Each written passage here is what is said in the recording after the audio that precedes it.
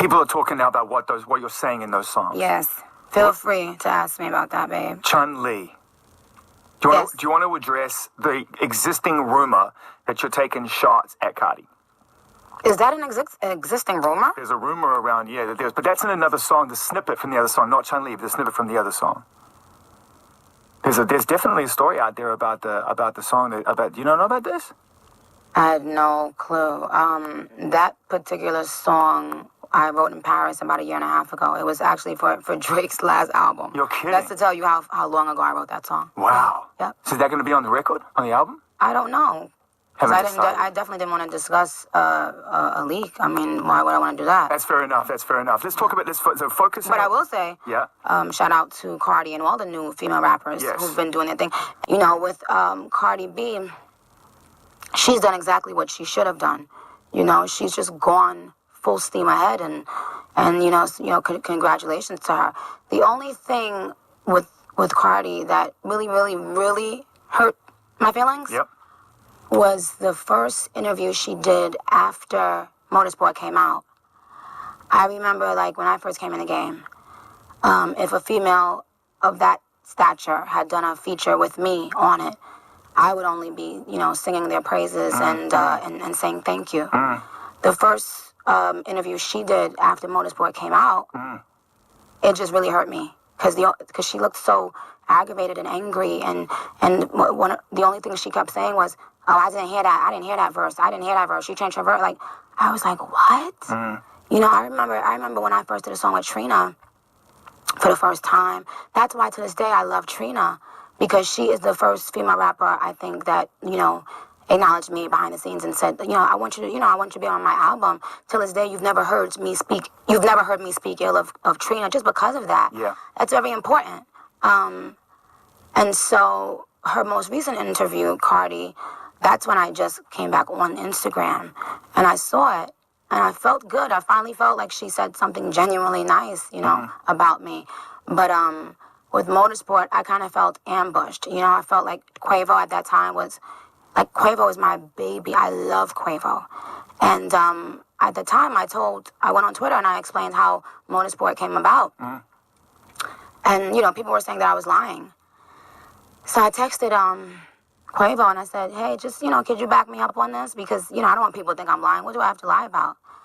And he didn't back me up. And, he texted me. He was like, I would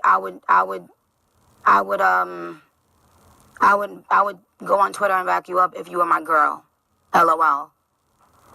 And that hurt because he's somebody, I love him, And there are certain rappers, who I call my baby. Quavo, Uzi is my baby. Sway Lee is my baby. And so Quavo told me, I'm not gonna go on Twitter and address that shit, man. Like, if I do an interview, then I'll address it. And I was like, yikes, because it hurt my feelings to know that people would watch me be slaughtered and not one person will step in to say the truth. They will run with that lie because it's, can I have some water, please? They'll allow people to run with the lie because it's entertaining to make Nicki seem like a bad guy. And it's sad. Quavo texted me. I still have the text in my phone. First of all, Quavo came to my studio and played Motorsport. He was the only person on Motorsport. I said, oh, that's a hit. That's out of here. I want to get on that one. He wanted me to get on a record call for keeps. She for keeps. I said, no, please, let's do Motorsport. He came back after and said, all the guys gonna be on Motorsport. I was like, okay, yeah, I figured that. I knew that much because I knew they were working on their group album. And he texted me and he said, is it okay to put Cardi on it? And I still have the text in my phone where I said, yeah, let's do it. And that's the only story I told. I said exactly how it came about. And when it was time to clear the air about that, no one did that. Everybody, all of them allowed me to look like I lied and, you know, even with the scheduling conflict, she's using my hairdresser now, so even he can attest to the fact, Tokyo, he knows that there really was a scheduling conflict, and it was because of him. He's the one that couldn't show up. And I texted him, I said, you know that if I don't show up the day she's shooting, they're going to act like it's because I'm doing it to be mean, you know, with the current Nicki hate train. And he wasn't able to come, you know, he had something to do, and that's fine. So I had to shoot on another day.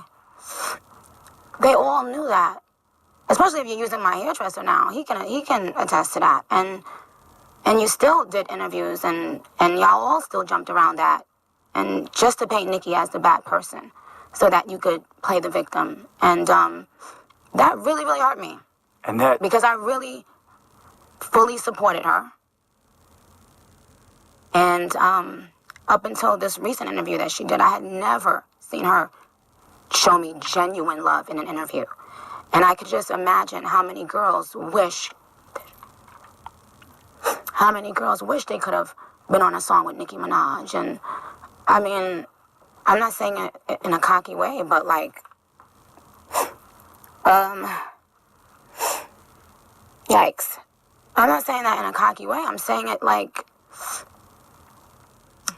the first thing out of your mouth when someone asks you about a Nicki Manaj feature is, she changed her version of it. Excuse me?